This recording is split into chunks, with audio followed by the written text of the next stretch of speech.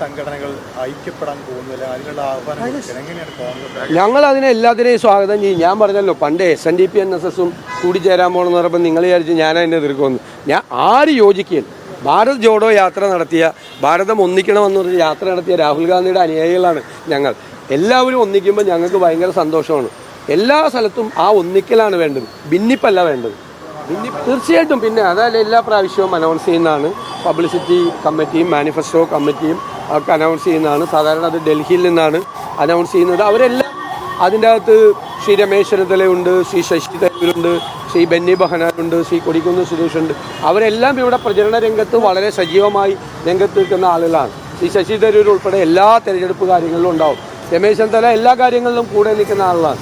Leadership എല്ലാവരും കൂടി ആലോചിച്ചിട്ടാണ് ഇവിടെ എല്ലാ കാര്യങ്ങളും ചെയ്യുന്നത്. ഞങ്ങൾ നിരന്തരമായി സംസാരിക്കുകയും കാര്യങ്ങളും ചെയ്യുന്നുണ്ട്. വളരെ ഒരു വലിയ ടീം വർക്കാണ് UDFൻ്റെ ചെയ്യുന്നത്. UDFിലെ ഘടകകക്ഷികളും എല്ലാവരും ചേർന്നിട്ടുള്ളൊരു നല്ല ക്യാമ്പയിൻ ഉണ്ടാവും. നിങ്ങൾ ജാഥയൊക്കെ കണ്ടതല്ലേ 2 ദിവസം എങ്ങനെയായിരുന്നു ജാഥയെന്ന്. ഇതിന് മുമ്പുള്ള ജാഥകളും ഇതിന് മുമ്പ് കടന്നുപോയ ജാഥയും യാത്രയും ഇപ്പോഴത്തെ യാത്രയൊക്കെ നിങ്ങൾ കമ്പയർ ചെയ്യുന്നതല്ലേ. എന്താണ് അതിൻ്റെ അകത്തെ ജനപങ്കാളിത്തമെന്നും എന്താണ് ഞങ്ങൾ കൊടുക്കുന്ന മെസ്സേജെന്നും. ഇതുവരെ കൊടുക്കാത്ത രാഷ്ട്രീയ യാത്രകളിൽ കൊടുക്കാത്ത മെസ്സേജാണ് ഇപ്പോൾ കൊടുക്കുന്നത്. കൺവെൻഷനലായി പരമ്പരാഗതമായി ചെയ്തു വരുന്ന രീതി വ്യത്യസ്തമായി ഭാവി കേരളത്തെക്കുറിച്ച് ചർച്ച ചെയ്യാൻ വേണ്ടിയിട്ട് ഒരു യാത്രയാണ്. വളരെ പോസിറ്റീവായിട്ടാണ്, കൺസ്ട്രക്റ്റീവായിട്ടാണ്. രാഷ്ട്രീയം പറയില്ല എന്നല്ല, രാഷ്ട്രീയ ആവശ്യത്തിന് പറയും. പക്ഷെ രാഷ്ട്രീയത്തിലേറെ ഭാവി തലമുറയെക്കുറിച്ചും ഭാവി കേരളത്തെക്കുറിച്ചും ചർച്ച ചെയ്യേണ്ട ഒരു സോഷ്യൽ അജണ്ട തന്നെ മാറ്റാൻ ഉദ്ദേശിച്ചുകൊണ്ടുള്ള ഒരു യാത്രയാണ്. എനിക്കതിൽ വലിയ അഭിമാനമുണ്ട്.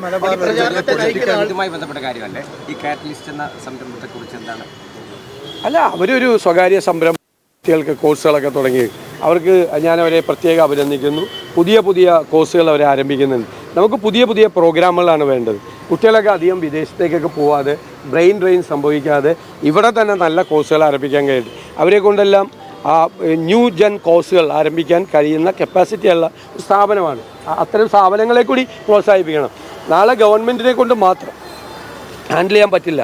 കാരണം അത്രമാത്രം മാറ്റങ്ങളാണ് ഈ വിദ്യാഭ്യാസ രംഗത്ത് വന്നത്. മലബാറിലെ ഒരു വലിയ പൊളിറ്റിക്കൽ മൂവ്മെന്റ് അവിടെ സുന്നി സംഘടനകൾ ഐക്യപ്പെടാൻ പോകുന്നില്ല, അതിനുള്ള ആഹ്വാനം എങ്ങനെയാണ് കോൺഗ്രസ്? ഞങ്ങൾ അതിനെ എല്ലാത്തിനെയും സ്വാഗതം ചെയ്യും. ഞാൻ പറഞ്ഞല്ലോ പണ്ട് SNDP NSSും കൂടി ചേരാൻ പോകണമെന്ന് പറഞ്ഞപ്പോൾ നിങ്ങൾ വിചാരിച്ച് ഞാൻ അതിനെ എതിർക്കുമെന്ന്.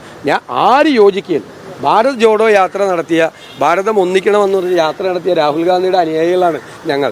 എല്ലാവരും ഒന്നിക്കുമ്പോൾ ഞങ്ങൾക്ക് ഭയങ്കര സന്തോഷമാണ്. എല്ലാ സ്ഥലത്തും ആ ഒന്നിക്കലാണ് വേണ്ടത്, ഭിന്നിപ്പല്ല വേണ്ടത്. ഭിന്നിപ്പിനെയാണ് നമ്മൾ ഭയത്തോടു കൂടി നോക്കേണ്ടത്. അല്ല, നിങ്ങൾക്ക് എല്ലാവർക്കും അറിയാമല്ല എന്താണ് സംഭവിക്കാൻ പോകുന്നതെന്ന്. മലബാറിൽ, കേരളത്തിൽ ഒരു രാഷ്ട്രീയ മാറ്റം ഉണ്ടാവും. മലബാറിൽ അടക്കം ആ രാഷ്ട്രീയ മാറ്റം പ്രതിഫലിക്കും. അതിനകത്തൊന്നും ഏത് കാര്യങ്ങൾ എല്ലാവരും കൂടി ചെയ്യുന്നത് നല്ലതാണ് എന്നുള്ള അഭിപ്രായമാണ്. പരസ്പരം അനാവശ്യമായ കാര്യങ്ങൾ ചർച്ച ചെയ്ത് അനാവശ്യ വിവാദങ്ങൾ ഉണ്ടാക്കി നമ്മുടെ ഒരു ക്വാളിറ്റി ടൈം നഷ്ടപ്പെടുകയാണ്. ഞാൻ പോലും അതിൽ പങ്കാളിയാണ്. ചിലപ്പോൾ എനിക്ക് പോലും കുറ്റബോധം തോന്നാറുണ്ട്. അനാവശ്യമായ കാര്യങ്ങളിൽ ചർച്ച ചെയ്ത് നമ്മുടെ ക്വാളിറ്റി ടൈം നഷ്ടപ്പെടുത്താതെ ഇനിയുള്ള സമയം നമുക്ക് നല്ല കാര്യങ്ങൾക്ക് വേണ്ടി പ്രയോജനപ്പെടുത്തണം. അത്തരം ചർച്ചകൾ വരട്ടെ. അത് നമ്മളതിനെ സ്വാഗതം ചെയ്യും. വേറൊരു പ്രശ്നമല്ല, ഈ വന്ദേ മാതരം ബന്ധമാക്കി ഈ പ്രോട്ടോകോളൊക്കെ ഈ മുസ്ലിം വ്യക്തി നിയമ ബോർഡൊക്കെ ഇന്നലെ എതിർപ്പുമായി വന്നു. ഇന്നിപ്പോൾ പല മുസ്ലിം നേതാക്കളും ഒരു പ്രതികരണമായി സംസ്ഥയൊക്കെ അടക്കം സുപ്രഭാതത്തിൽ വെട്ടിമാറ്റിയ ഭാഗങ്ങൾ ചേർത്ത് പാടുന്നത്. ഞാനത് പരിശോധിച്ചിട്ടില്ല. ഞാനത് പരിശോധിച്ചിട്ട് അഭിപ്രായം പറയാം. ഞാൻ അധ്യക്ഷൻ മത്സരിക്കുമ്പോൾ പുതിയ സംവിധാനം ഏർപ്പെടുത്തിയ ഉത്തരവാദിത്തം അതൊക്കെ സംഘടനാപരമായ കാര്യങ്ങളാണ്. ഞാനത് പറയാനുള്ള ആളാണ്. നയിക്കുന്ന ആളുകൾ ഈ പ്രചാരണ സമിതിയുടെ അധ്യക്ഷ സ്ഥാനത്ത് വരും. അത് ഈ ഭരണമാറ്റമായി വരുമ്പോൾ ആര് ഭരിക്കും, ആര് മുഖ്യമന്ത്രിയാവും, അതിനെക്കുറിച്ചുള്ള രാവിലെ കുത്തിത്തിരിപ്പ് ചോദ്യം ഇറങ്ങിയേക്കാണ്. രാവിലെ ചോദിക്കാൻ തുടങ്ങിയപ്പോഴേ അറിയാം ഒരു കുത്തിത്തിരിപ്പ് ചോദ്യം വരുമെന്ന്. പറ്റിയ ആളാണ്.